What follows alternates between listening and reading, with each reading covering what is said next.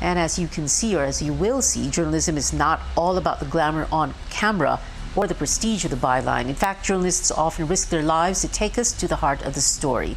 And who else can tell that better than someone who has reported from the world's battlefields? CNN Chief International Correspondent Clarissa Ward has released her memoirs. It's called On All Fronts, The Education of a Journalist.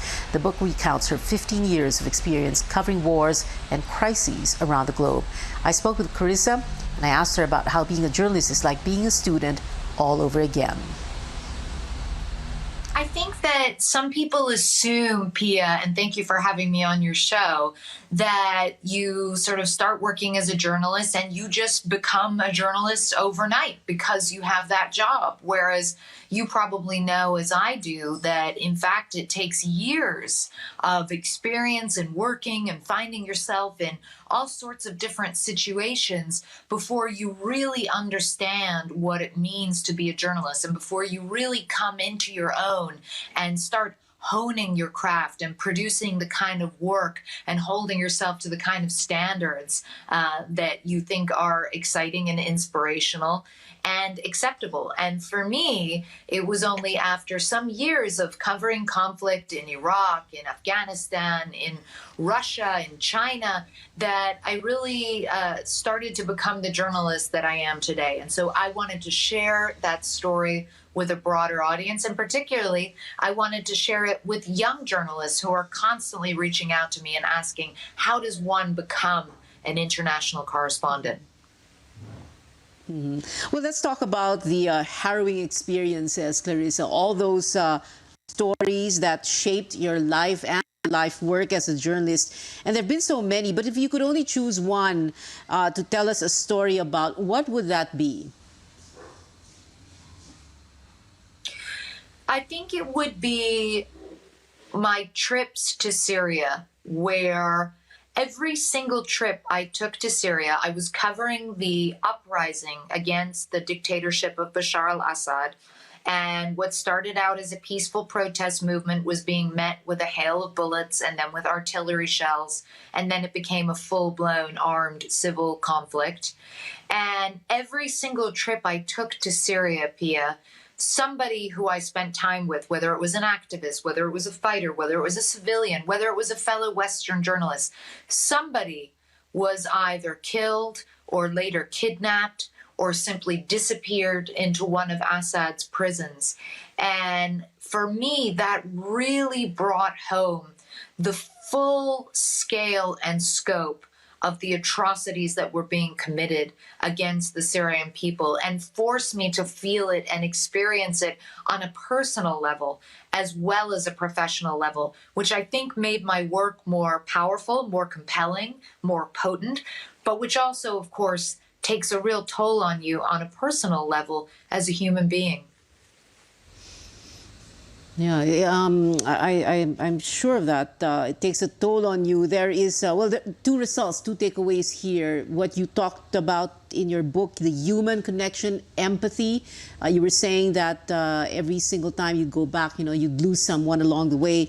So there was this very nice story about you singing to a room of Muslim women during a heavy shelling attack. And then there's also that toll on your health, physical and mental as a journalist. Tell us both stories. I think as journalists who cover conflict, there's still this huge taboo about talking about mental health, about talking about post-traumatic stress disorder. And the reality is you don't spend more than a decade traveling to the most difficult and dangerous places in the world and seeing some of the most horrifying things without that taking some kind of a toll. And I am very honest about that in my book, and I really hope that it will encourage a sort of greater conversation and a greater spirit of openness and transparency about these issues that I'm pretty sure touch all of us who do this work. On the other hand, I also hope that the book highlights the incredible privilege that it is to do this work and the incredible human connections that you make along the way. And you mentioned that moment in the book. I'm very lucky as a woman in that when I'm traveling in very conservative Muslim countries, I'm allowed to sit with the man because I'm a Western woman and I'm held to a different standard to their women. But I'm also allowed to go and sit in the part of the house where the women and children are, which my male colleagues are not. And it's always been so fascinating to me to sit with the women, to connect with them. And I told you that story you alluded to about the women reciting from the Quran, and they asked me to sing a hymn to them. They were asking if there was something similar in Christianity that that people did in times of fear or danger to kind of create succor and strength in those moments. And so I ended up singing the hymn Jerusalem to them. And it was this beautiful moment of a group of women from such wildly different backgrounds being together, joined and bonded by this common human connection. You can have different religions, but just one experience. You know, my hair is standing on end when you were talking about it. Can you sing a portion of that hymn? Just like a few lines of that hymn that you sang that day, that night?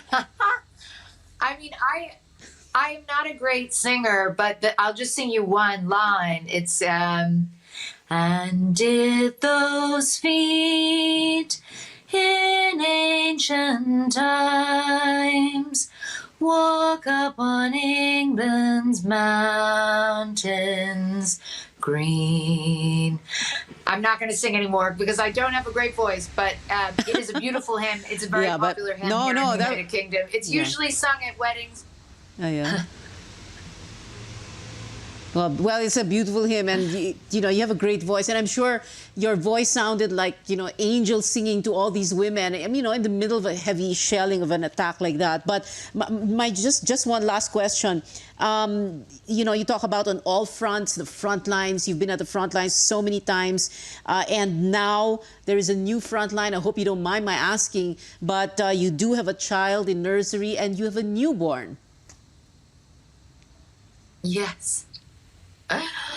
Yeah, I do. And, you know, it's a game changer. It is a game changer. Your life changes. You become, or at least I have become, much more sensitive and acutely and almost exquisitely, painfully aware of and sensitive to the suffering of other people.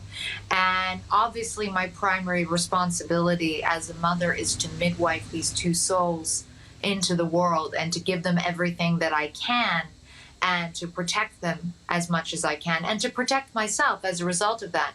But I really hope that the fundamental changes that I have undergone since becoming a mother will imbue my reporting with more passion and with more compassion. And as counterintuitive as it may sound, I fundamentally believe that we need more mothers covering war. That maybe if we had the voices of more mothers covering these catastrophic conflicts, perhaps, just perhaps, there would be fewer wars, Pia. Well, here's to more passion and compassion, like you said, and here's to more mothers covering all these wars all over the world, and, you know, right in the middle of this pandemic. Clarissa Ward, thank you very much for joining me tonight. And in Filipino, we say, maraming salamat and mabuhay. Salamat, Clarissa Ward. Salamat po. Salamat Thank you, po. Clarissa.